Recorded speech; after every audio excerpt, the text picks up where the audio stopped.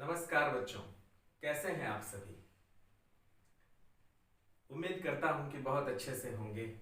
बच्चों, मैंने आप सबको ढेर सारा वीडियो भेजा है और वाक्य को समझने के लिए लगभग 5 भागों में मैंने वाक्य आपको भेजा है। इससे पहले हम लोगों ने सूर और नेताजी का चश्मा पाठ भी पढ़ लिया है और अब हम लोगों को शुरू करना है राम लक्ष्मण परशुराम संवाद। तो इस पाठ को शुरू करने से पहले हम राम लक्ष्मण परशुराम संवाद क्या है, इसे कहाँ से लिया गया है और इसे जहाँ से लिया गया है, जिस महान ग्रंथ से लिया गया है, उसके जो रचयिता हैं कविवर गोस्वामी तुलसीदास जी, उनके बारे में हम थोड़ी सी जानकारी प्राप्त कर लें। और जिन दिनों वो लिख रहे थे वो जो समय है वो भक्ति काल का दौर था, तो भक्ति काल की कौन कौन सी प्रमुख बातें हैं, विशेषताएं हैं, इन सब तमाम बातों पर हम थोड़ी थोड़ी छोटी छोटी जानकारी जो 10वीं क्लास में हमें जितना जानना चाहिए उतना हम जानने की कोशिश करते हैं। और इसीलिए मैंने सबसे पहले आपको ये समझाने के लिए कि भक्ति काल क्या है और भक्ति काल पूरे भक्ति काल के दौरान तुलसीदास जी कहाँ पर ठहरते हैं और भक्ति काल की अपनी कौन कौन सी विशेषताएं हैं, फिर तुलसीदास जी की कौन कौन सी विशेषताएं हैं, फिर हम अपनी बातचीत तुलसी पर केंद्रित करेंगे और तुलसी पर केंद्रित करने के बाद हम फिर पाठ का यानी जो पद और चौपाइयाँ और दोहे जो तुलसी के दिए गए हैं राम लक्ष्मण परशुराम संवाद में, हम उसे पढ़ेंगे, उसका अर्थ समझेंगे। और यहीं पे मैं आपको बता दूं कि जब मैं उसकी व्याख्या कर रहा होऊंगा तो आप जब वीडियो देखेंगे तो पॉज करके आप उसे अपने नोटबुक में उसका अर्थ जरूर लिख लेंगे। अलग से इसका अर्थ लिखाने के लिए फिर सेशन लेना संभव नहीं होगा, इसीलिए जो मैं व्याख्या आपको इस वीडियो के माध्यम से दे रहा हूं, ये तो हमेशा के लिए रिकॉर्डेड है, तो आप इसे रोक करके और उस व्याख्या को अपनी नोटबुक में, चाहे तो आप अपनी भाषा में या मैं जो बोल रहा हूं उसे उतार सकते हैं।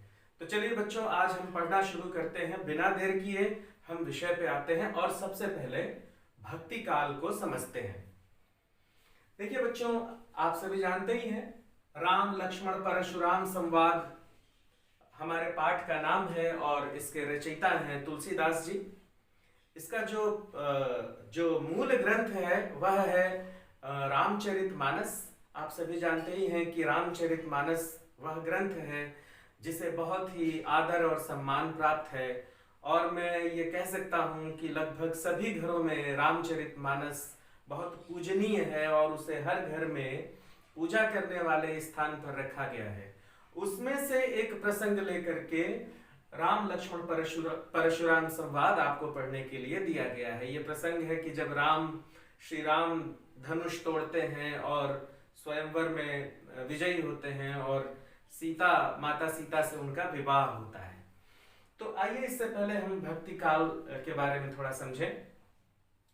बच्चों, जब आप हिंदी साहित्य के विकास क्रम को देखेंगे तो 1340 ईस्वी से लेकर 1650 ईस्वी तक भक्ति काल का युग कहलाता है। वो जो समय है 1300, हालांकि 1343 से 1643 तक कुछ लोग कहते हैं, तो इस पर एक आम संभावना ये बनी है कि लगभग 1350 से लेकर के लगभग 1650 ईस्वी तक का जो दौर है, ये जो समय है, उसे हम भक्ति काल कहते हैं। बहुत ही महत्वपूर्ण समय है। भक्ति काल क्यों कहते हैं इसे बहुत ध्यान से सुनिएगा। भक्ति काल इसलिए कहा जाता है बच्चों क्योंकि इस दौर में भारत देश में महान भक्ति रचनाएं लिखी गईं और महान भक्त कवि इस देश में पैदा हुए। बहुत विस्तार लिया हुआ भारत देश है, लेकिन उत्तर, दक्षिण, पूरब, पश्चिम हर तरफ भक्ति रचनाएं करने वाले कवियों की भरमार हमें दिखाई देती है। और भक्त कवियों ने इतनी महत्वपूर्ण रचनाएं रची और वह संपूर्ण रचनाएं मानवता को रास्ता दिखाने वाली हैं। इसलिए चूंकि इस दौर में भक्ति रस से भरे हुए काव्य ग्रंथों की भरमार है, इसलिए इस दौर को भक्ति काल कहा जाता है। ऐसा नहीं है कि दूसरे ग्रंथ इस काल में नहीं लिखे गए, जरूर लिखे गए होंगे और बहुत सारे ग्रंथ हमें मालूम भी हैं, लेकिन जैसा कि मैंने कहा कि चूंकि पूरब पश्चिम उत्तर दक्षिण इतने बड़े देश में एक साथ अनेक भक्त कवि हमें दिखाई देते हैं, उनकी रचनाएं दिखाई देती हैं, इसलिए इस दौर को हम भक्ति काल कहते हैं। आप सभी जानते ही हैं कि ये जो दौर था, इसमें हिंदुस्तान राजनीतिक रूप से बहुत अस्थिर था, अनेक आक्रमण हो रहे थे, बाहर से आक्रमण हो रहे थे, देश में लोग आपस में लड़ रहे थे।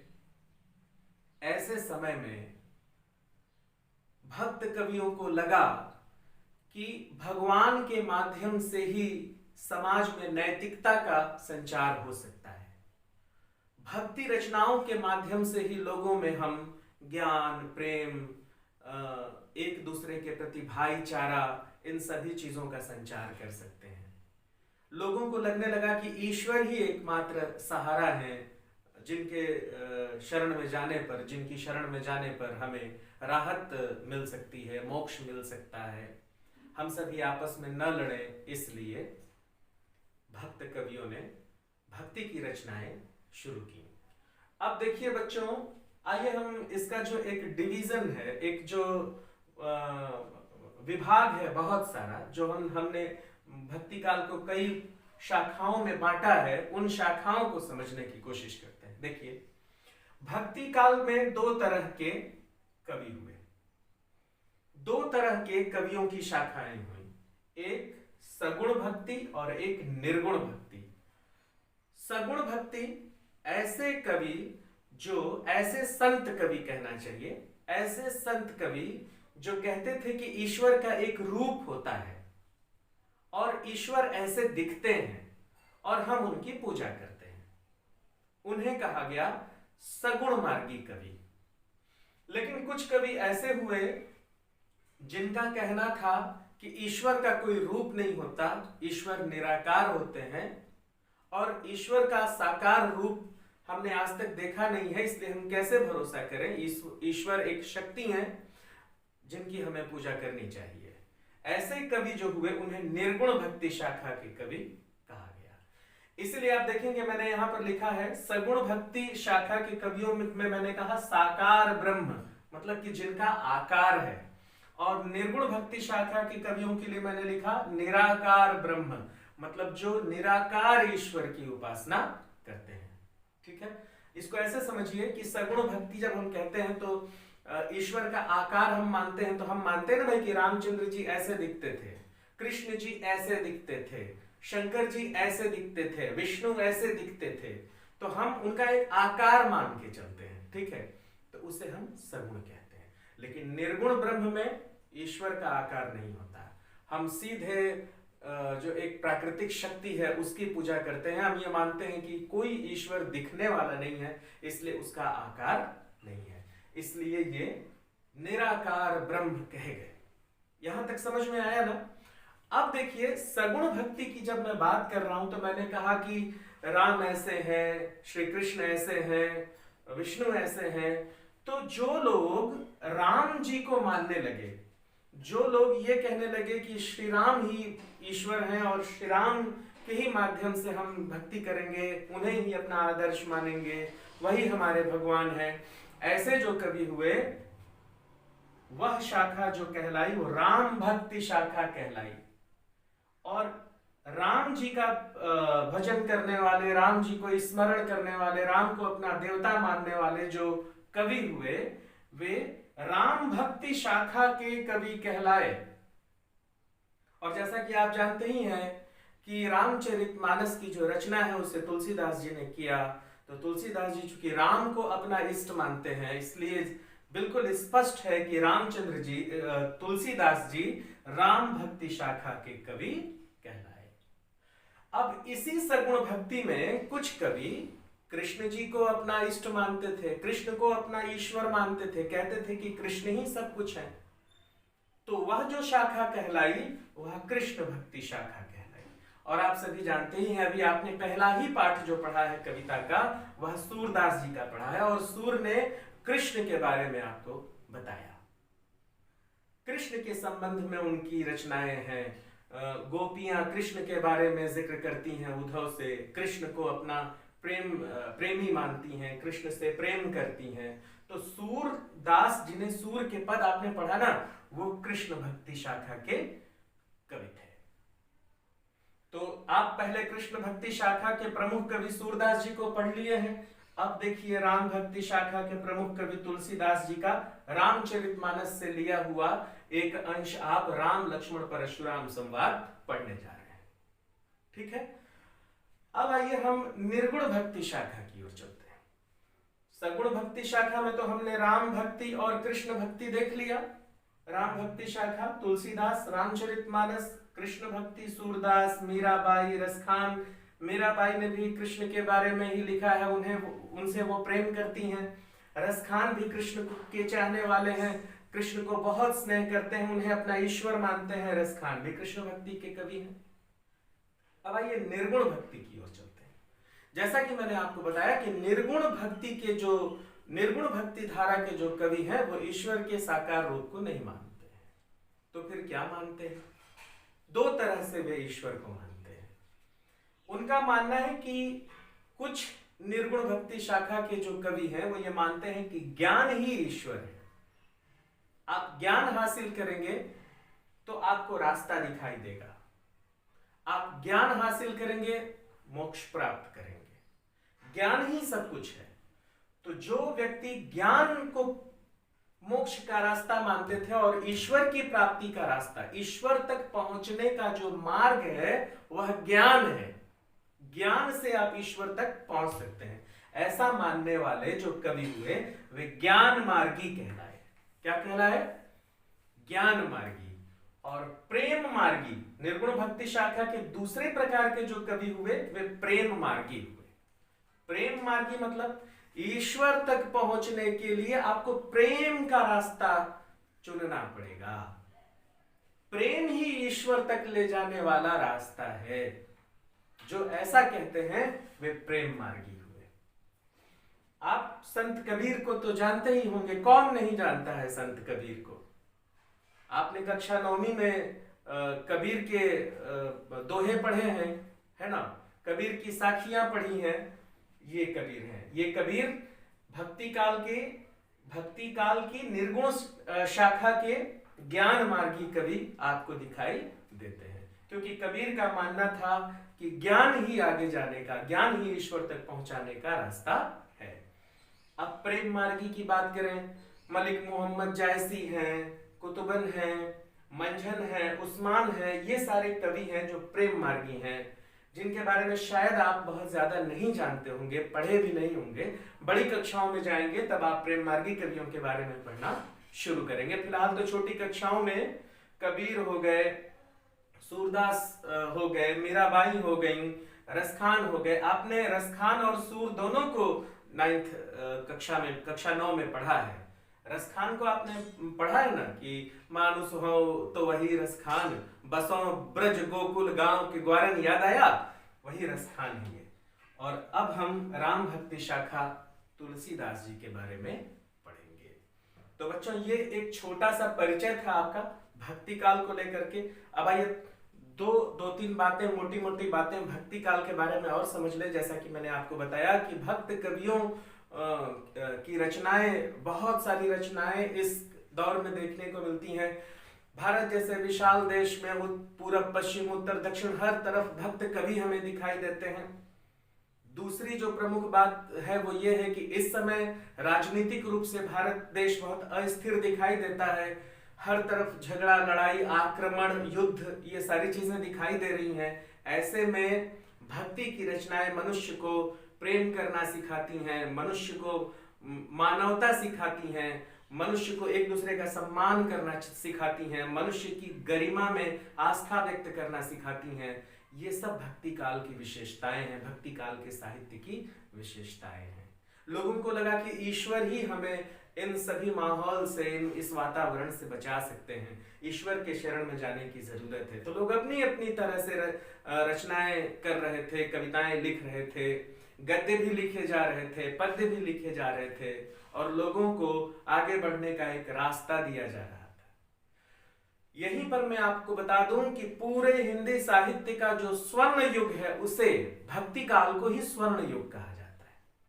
कहा जाता है हिंदी साहित्य का जो स्वर्ण युग है वह भक्ति काल है। भक्ति काल में जितनी उच्च स्तरीय रचनाएं रची गई शायद अब तक नहीं रची गई हैं। इसीलिए तो मैं कह रहा हूं कि भक्ति काल में ही रामचरितमानस की रचना हुई। बच्चों ये देखिए, रामचरितमानस तुलसीदास जी ने लिखा।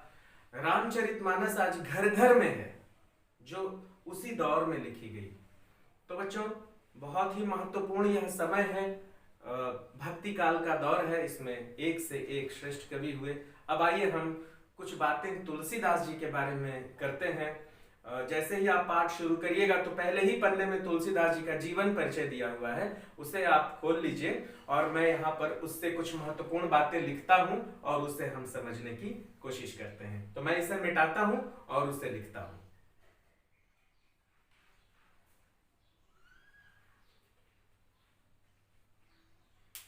तो इस तरह से बच्चों हमने ये जानने की कोशिश की है यहाँ पर कि तुलसीदास का एक संक्षिप्त परिचय कैसा है। जो आप जैसे ही पाठ शुरू करेंगे तो जो पहले पन्ने में तुलसीदास जी का जो एक संक्षिप्त परिचय है उसमें महत्वपूर्ण बातें कौन कौन सी हैं उसे मैंने यहाँ पे लिखा है। आइए जानते हैं। तुलसीदास जी का जन्म उत्तर प्रदेश के बांदा जिले के राजापुर गांव में 1532 ईस्वी में हुआ। कुछ लोग इसे एटा जिले के सोरो गांव को भी मानते हैं, लेकिन जो प्रामाणिक है वो यही है कि उत्तर प्रदेश के बांदा जिले के राजापुर गांव में सन 1532 में तुलसीदास जी का जन्म हुआ था। और जो उनकी मृत्यु काशी में हुई, क्योंकि वे अपना पैतृक स्थान छोड़कर बाद में काशी चले आए थे। तो उनकी मृत्यु काशी में हुई 1623 ईस्वी में इनकी मृत्यु हमें देखने को मिलती है। अब आइए हम तुलसीदास जी के आदर्श के बारे में बात करें। तुलसीदास जी के जो आदर्श हैं वो मर्यादा पुरुषोत्तम श्री राम है। बच्चों मर्यादा पुरुषोत्तम श्री राम के ही माध्यम से तुलसीदास जी ने एक आदर्श व्यक्ति की कल्पना की है कि समाज में एक आदर्श व्यक्ति को किस तरह का होना चाहिए।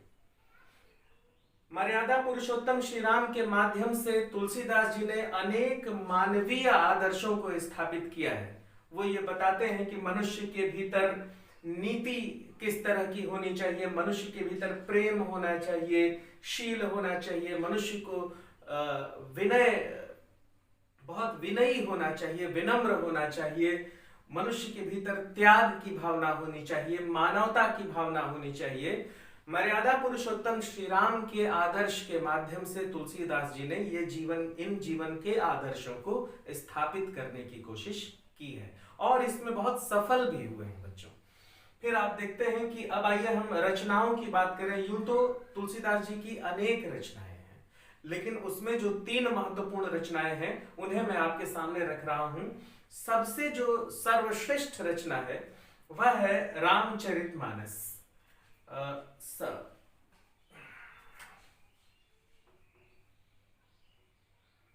रामचरितमानस।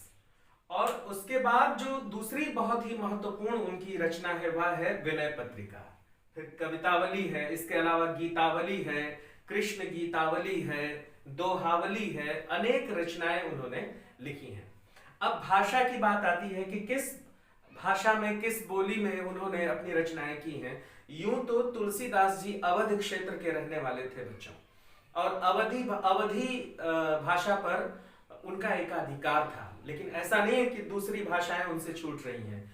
ब्रज पर भी उतनी ही शालीनता से, उतनी ही पकड़ के साथ वो ब्रज में ही लिखते हैं, और संस्कृत में तो कहना ही क्या। रामचरितमानस के हर कांड संस्कृत के श्लोकों से शुरू होते हैं बच्चों। इसलिए तुलसीदास जी संस्कृत, अवधी, ब्रज इन सभी भाषाओं पर समान अधिकार रखते हुए दिखाई देते हैं। अब आइए कुछ मुख्य ग्रंथों की बात करें जिसमें कौन कौन सी भाषाओं का उन्होंने इस्तेमाल किया है, किन भाषाओं में लिखा है। रामचरितमानस उन्होंने अवधी में लिखा है। रामचरितमानस की रचना अवधी में हुई है, विनय पत्रिका की रचना ब्रज में हुई है, कवितावली की रचना भी ब्रज में हुई है। अवधी भारत का जो उत्तर प्रदेश वाला जो इलाका है बच्चों, खासतौर पर मध्य उत्तर प्रदेश प्रदेश से पूरब की तरफ जब आप बढ़ेंगे, बनारस, इलाहाबाद, लखनऊ, मिर्जापुर, है ना, ये जो इलाका है, ये इलाका अवध का क्षेत्र कहलाता है। जबकि आप ऊपर बढ़ेंगे, दिल्ली की तरफ जाएंगे, तो ब्रज का इलाका है, यमुना के किनारे का इलाका, ब्रज का इलाका शुरू होता है, ब्रज का क्षेत्र शुरू होता है। और दोनों ही बोलियां एक दूसरे से लगभग मिलती जुलती हैं, लेकिन फिर भी उनमें बहुत फर्क है। तो तुलसीदास जी ने रामचरितमानस की रचना अवधी में की है, विनय पत्रिका और कवितावली की रचना ब्रज में की है। अब आइए हम इस बात पर ध्यान दें कि किस तरह के छंदों का उन्होंने प्रयोग किया है। तो तुलसी के पास हमें लगभग उस समय के प्रचलित जितने भी छंद थे, सभी छंदों में तुलसी ने लिखा है। और रामचरितमानस को ही अगर आप आदर्श मानते हैं, तो उसमें सभी छंदों के दर्शन आपको हो जाएंगे। आप गंभीरता से यदि रामचरितमानस को पलटें कभी, तो आपको उसमें चौपाइयां दिखेंगी, बहुत अधिकता चौपाइयों की है। फिर हर चौपाइयों के एक निश्चित क्रम के बाद आपको दोहे दिखेंगे, दोहे के बाद आपको सोरठे दिखेंगे, सोरठे भी दिखेंगे, फिर सवैया भी आपको दिख जाएगा, हरिगीतिका छंद भी, कवित्त छंद भी दिख जाएगा। और तमाम इस तरह के, यानी दोहे, चौपाइयां, सोरठे, सवैया, हरिगीतिका, कवित्त छंद इत्यादि तमाम चीजें, तमाम जो कविता लिखने के प्रारूप उस समय विकसित थे, जिन्हें आज भी हम हिंदी साहित्य के आदर्श प्रारूप कहते हैं, उन सब में तुलसीदास जी ने लिखा है। तो बहुत ही महान कवि थे, महाकवि थे। आज तक ऐसा कहा जाता है कि तुलसीदास से महान कवि हिंदुस्तान में अभी नहीं हुए हैं। इससे अलग राय हो सकती है लोगों की, लेकिन ऐसा कहा जाता है कि तुलसीदास जी भक्ति काल के महान कवि थे। उनकी रचनाएं बहुत महानता की श्रेणी में आती हैं। रामचरितमानस स्वयं ऐसी रचना है जो घर घर में पूजा करने वाले स्थलों पर रखी जाती है, इसलिए तुलसीदास अत्यंत वंदनीय है। अब आइए बच्चों, हमने भाषा की बात कर ली, हमने तुलसीदास जी की महत्वपूर्ण जो रचनाएं हैं, यहाँ 3 मैंने लिखी हैं। इसके अलावा मैंने आपको बताया कि दोहावली है, कृष्ण गीतावली है, तो और तमाम रचनाएं हैं उनकी।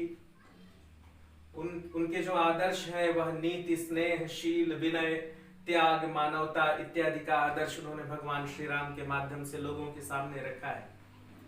अब हम ये देखते हैं कि तुलसीदास जी की जो भाषा शैली है वह कैसी है। बहुत ही सुघड़ और बहुत ही आसान शब्दों का प्रयोग करते हैं तुलसीदास, कि ऐसे शब्दों का प्रयोग करते हैं कि उन्हें घर घर में समझा जा सके। बच्चों, जो कवि जितना ही ज्यादा समझा जाएगा वह उतना ही ज्यादा लोकप्रिय होता है, यदि उसकी रचना में दम है, क्योंकि उसे लोग समझते हैं, पढ़ते हैं, जानते हैं, एक ही बार पढ़ के जान जाते हैं, तो बहुत सुग्राह्य होते हैं ऐसे कवि। तो तुलसीदास जी बहुत सुग्राह्य हैं, बहुत आसानी से समझे जाते हैं। लोक बोली में लिखा है इन्होंने। इनकी जो भाषा है वह अवधी है, जन जन में अवधी व्याप्त है। उत्तर प्रदेश या उत्तर भारत के जन जन में अवधी व्याप्त है, तो लोग बड़ी आसानी से इन्हें समझते हैं। तुलसीदास जी ने बहुत ही कुशलता के साथ अलंकारों का प्रयोग किया है। देखिए, मैं ये जो एक एक चीज आपको बता रहा हूं, इसे आप वीडियो पॉज करके लिख सकते हैं। तुलसीदास जी की भाषा की बात कर रहा हूं, शैली की बात कर रहा हूं। अलंकारों का प्रयोग बहुत ही कुशलता के साथ करते हैं। श्रृंगार हो, आप देख रहे हैं कि राम और सीता का जो प्रेम है, वहां पर कितना खूबसूरत ढंग से उन्होंने श्रृंगार को स्थापित किया है। फिर राम सीता का जो वियोग है, तो संयोग और वियोग दोनों आपको दिख रहा है। फिर आप देखेंगे कि रामचरितमानस के बालकांड में उन्होंने वात्सल्य को कितने अच्छे से दिखाया है। फिर आप देखेंगे वीर रस को कितने अच्छे से दिखाया है। इसी में जो आप ये पढ़ने जा रहे हैं, राम लक्ष्मण परशुराम संवाद, इस पूरी कविता का जो स्थायी जो अलंकार, जो रस है, वह वीर रस है। तो अलंकार बहुत अच्छे से उन्होंने दिखाया, रसों को बहुत अच्छे से स्थापित किया। जैसा मैं अलंकार से रस में आया, रसों को बहुत खूबसूरत ढंग से स्थापित किया है। लोक बोली का प्रयोग किया है, आपकी भावनाओं को स्पर्श करते हैं, बहुत ही आसानी से समझ में आते हैं।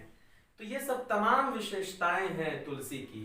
एक दो विशेषताएं इस तरह की हैं जो उनकी कविताओं से जो अर्थ निकलते हैं, तो उस समय का जो समाज है कैसा समाज है उस समय का, वो तुलसीदास जी की रचनाओं में दिखाई देता है। अगर आप तुलसीदास जी की रचनाएं पढ़ेंगे तो आपको समझ में आ जाएगा कि सन 1532 से लेकर 1623 ईस्वी का जो के आसपास का जो 100 साल का समाज है वह कैसा समाज है, ये भी आप तुलसी से समझ जाएंगे। तो बच्चों, ये कुछ तुलसी पर हमने बातचीत की। आपके पास लिखा हुआ, आपके पहले ही पन्ने में तुलसी का जीवन परिचय लिखा हुआ है, इसे आप जरूर पढ़ें। कहीं कोई परेशानी हो तो मुझसे पूछिए। हम अब अपना पाठ शुरू करते हैं, राम लक्ष्मण परशुराम संवाद। और इसे हम अगले वीडियो में शुरू करेंगे बच्चों, क्योंकि आज का वीडियो थोड़ा लंबा हो रहा है। कल से एक नया वीडियो, राम लक्ष्मण परशुराम संवाद भाग 1, राम लक्ष्मण परशुराम संवाद भाग 2 और जरूरत हुआ तो भाग 3। ठीक है, तो प्रतीक्षा करते हैं। फिलहाल ये जो वीडियो है इसे आप खूब अच्छे से और गंभीरता से देखिए।